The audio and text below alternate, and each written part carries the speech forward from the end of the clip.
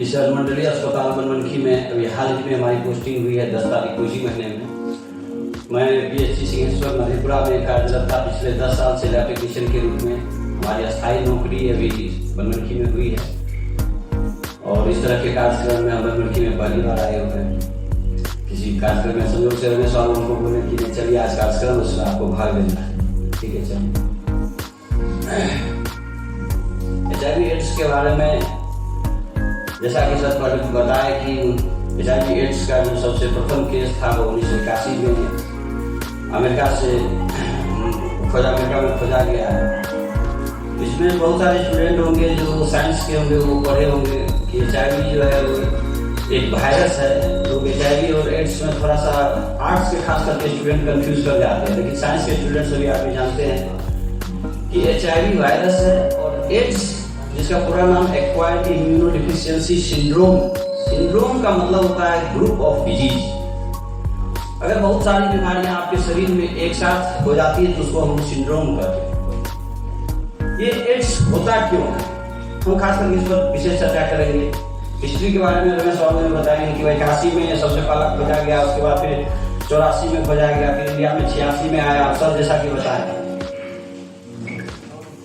HIV virus वास्तव में सबसे पहले मिडिल साउथ अफ्रीका में चिंपांजी नामक एक बंदर में पाया गया और उस चिंपांजी से ही आदमी को ये ट्रांसमिट हुआ।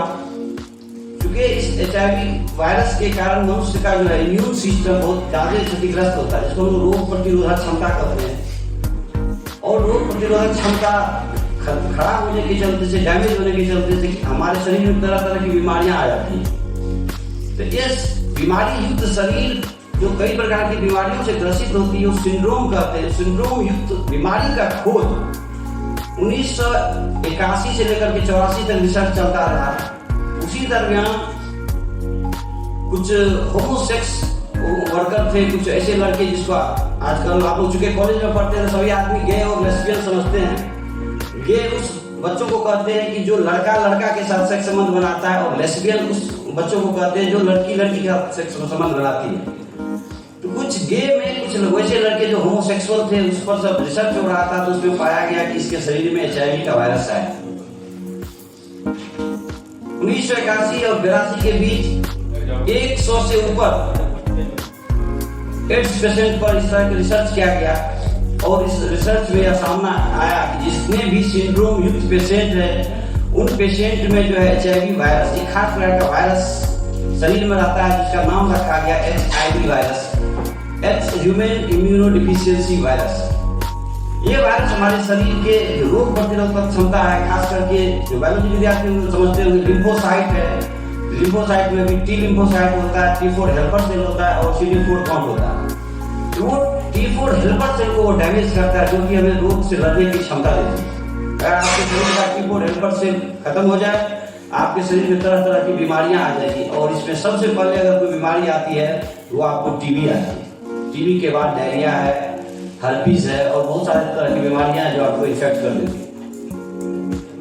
इंडिया में 1986 ईस्वी में एक डॉक्टर थी जो कि सेक्स वर्कर पर रिसर्च कर रही थी। उन्होंने 6 सेक्स वर्कर का फीमेल सेक्स वर्कर जो सैंपल लिया गया, सैंपल लेने के बाद जब उस पर रिसर्च किया गया तो उसमें वो पॉजिटिव पाई गई।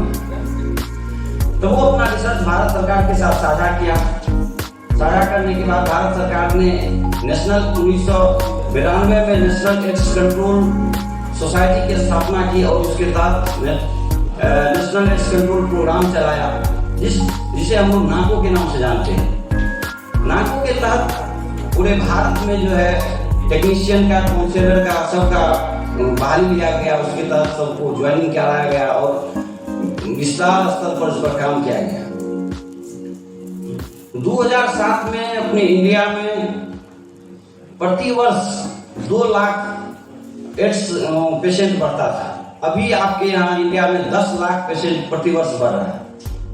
इन पेशेंट को सही इलाज मिले, सही जानकारी मिले, इसके लिए भारत सरकार एक कमीशन का भी गठन किया है जिसमें 31 मंत्री और खुद प्रधानमंत्री इसका जो है वो कंट्रोल कर रहे हैं, उसको देखरेख कर रहे हैं। उसी की प्रधानमंत्री के नेतृत्व में 31 मंत्री लोग भी हैं और खास करके जो कर्मचारी लोग हैं वो भी हैं।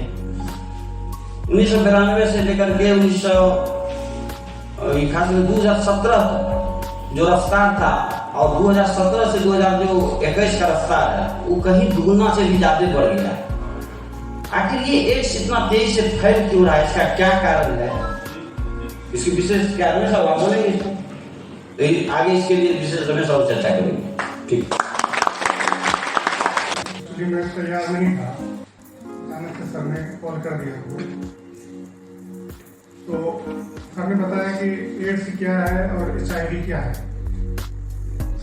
जैसा एड्स के बारे में हम जानते हैं कि एड्स जो है ये एक सिंड्रोम है और HIV जो है ये वायरस है। सर ने बताया अभी कैसा है, जैसे और सारा डिजीज जैसे बैक्टीरियल डिजीज है वैसे ही ये वायरस डिजीज है। हम जानते हैं कि वायरस कितना खतरनाक है और इतना छोटा है जिसको हम अपनी आंखों से नहीं देख सकते और इसकी कलाकारी इतनी है कि ये सिस्टम क्या पूरे दुनिया को खत्म कर सकता है। वो चीज जिसको हम अपनी आंखों से नहीं देख सकते, जिसको हम महसूस नहीं कर सकते, और वो वायरस जो निर्जीव है जिसके अंदर कोई जान नहीं, ये इसके अंदर जान तब आएगा जब ये किसी भी जानदार चीज से मिलेगा और जैसे ही इसकी एंट्री किसी ऐसे सिस्टम में या किसी ऐसे सेल में होगी तो फिर ये अपने कलाकारी को दिखाना शुरू कर देगा। और इतना अभी हमने कोरोना के बारे में जाना, कोरोना वायरस के बारे में, ये भी बहुत खतरनाक है, तो बाद में आया पता नहीं अब क्या क्या वायरस आएगा। तो वायरस जो है इससे क्या है, ये इनएक्टिव है। जब ये सिस्टम में जाएगा तो ये फिर जो है अपने असर को दिखलाएगा। जैसे HIV वायरस से जैसे संक्रमित होने का 4 कारण बताया कि ऐसे संक्रमित होता है। उसके संक्रमण से क्या करेगा ये कि ये सिस्टम में जो आपका इम्यून सिस्टम है, इम्यून सिस्टम को डिस्ट्रॉय करेगा। इंसान के अंदर जो जैसे हम बोलते हैं ना कि पूरे देश को आर्मी हिफाजत करता है, वैसे इंसान की हिफाजत जो है जिस्म के अंदर वो उसका क्या करता है, इम्यून सिस्टम करता है। और इम्यून सिस्टम को हम जानते हैं कि कितने तरह का होता है, B सेल, T सेल, ये सब होता है। इसमें जब हम वैक्सीन देते हैं तो ये इम्यून सिस्टम को ही एक्टिवेट करता है। आज हमने कोरोना का वैक्सीन दिया तो ये जस्ट हमारे इम्यून सिस्टम को एक्टिवेशन इम्यून सिस्टम को एक्टिवेट किया है। तो हमारा इम्यून सिस्टम जितना मजबूत होगा हम हेल्थ से उतना ही मजबूत होंगे। अगर इम्यून सिस्टम कमजोर पड़ेगा तो बहुत सारी बीमारियां हमारे अंदर आती हैं। बीमारी का तो गिनती नहीं है, बहुत सारा बीमारी है। और एड्स जो है ये बस इसको डिप्रेस कर देता है इम्यून सिस्टम। HIV क्या करता है, इम्यून सिस्टम को डिप्रेस कर देता है, जिसकी बीमारी होती है एड्स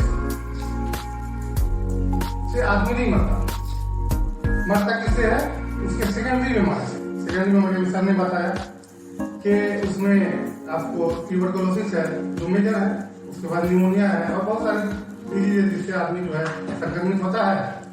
इम्यून सिस्टम काम नहीं करता है और वो जो इम्यून सिस्टम जैसे ही कोलैप्स करेगा आदमी का पूरा फंक्शन ही बॉडी का कोलैप्स कर जाएगा। ऐसे हम मेडिसिन लेते हैं तो मेडिसिन भी एक तरह से हमारे इम्यून सिस्टम को अपग्रेड कर देता है, यानी एक्टिवेट कर देता है। और जैसे ही एक्टिवेट करेगा तो हमारा इम्यून सिस्टम ही किसी भी जर्म को मारेगा, किसी भी बैक्टीरिया वायरस को ही मारेगा। कौन मारेगा, इम्यून सिस्टम, B सेल और T सेल। एक बार अगर कोई भी बीमारी किसी के अंदर हो गया, नेचर ने इस तरह सिस्टम को बनाया है, एक बीमारी अगर किसी के अंदर हो गया, इम्यून सिस्टम उसको रिकॉग्नाइज कर लेगा 2 बार।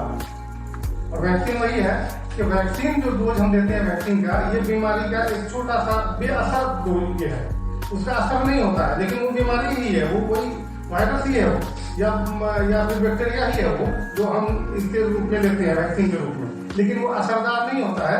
वो बॉडी में जाकर के बॉडी को सिस्टम को बनाता है ताकि कोई भी फॉरेन पार्टिकल, कोई भी बीमारी आए तो उससे वो फाइट करे।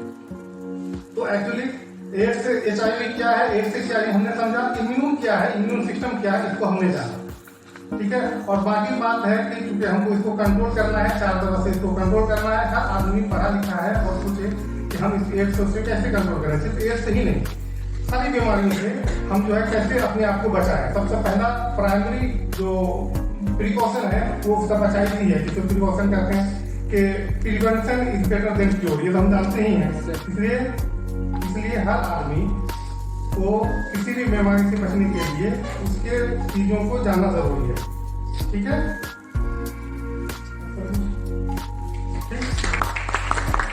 स्टूडेंट्स को अवेयर करने के लिए है। तो स्टूडेंट्स सभी लोगों आप लोगों ने जाना कि एड्स क्या है, HIV क्या है, ये बीमारी कैसे फैलती है, क्या प्रिकॉशंस लेना है और भ्रांतियां क्या है। मैंने समाज में कुछ गलत बातें फैली हुई है, जैसे कि कोरोना में आप लोग काफी सावधान थे कि उसके पास नहीं जाना है, सांस से फैलता है। एड्स में ऐसा कुछ नहीं है। एड्स बीमारी अगर किसी को हो गई है तो साथ रहने से, खाने से, पीने से, जैसे एक ही बाथरूम आप यूज कर रहे हैं तो उससे भी नहीं फैलता है, उससे फूक से भी नहीं फैलता है। बस 3 ही 4 उसका मोड है। इन्फेक्टेड पर्सन का अगर आप ब्लड लेते हैं, इन्फेक्टेड पर्सन का यूज किया हुआ सिरिंज या निकल लेते हैं, इन्फेक्टेड पर्सन के साथ फिजिकल रिलेशनशिप बनाते हैं, या इन्फेक्टेड मदर का जो चाइल्ड होता है, यही 4 मोड है मेनली। तो इसमें जो अगर किसी व्यक्ति को एड्स हुआ है तो हमें उसको दुष्कारना नहीं है, उससे प्यार करना है, उसको पास रखना है। जैसे कोरोना में आप लोग दूरी बना लेते हैं, तो उस तरह की बात यहाँ पे नहीं है। यहाँ घर में साथ रह सकता है, खा सकता है, उठ सकता है, बैठ सकता है, उससे आपको फैलेगा नहीं।